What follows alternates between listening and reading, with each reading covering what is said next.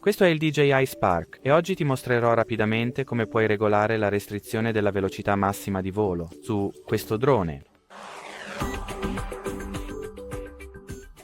Quindi, l'inizio dovrai entrare nella visuale della camera dell'app DJI GO4. Ora apri le impostazioni toccando quei tre puntini che troverai nell'angolo in alto a destra dello schermo. Qui seleziona le impostazioni del controller remoto, che sono la terza icona dall'alto, e ora sei qui. Vedi, troverai le impostazioni della velocità massima di volo che puoi spostare e impostare dove. Poi, tra la velocità di volo minima consentita e la velocità di volo massima consentita, per qualche motivo i valori precisi non sono mostrati qui.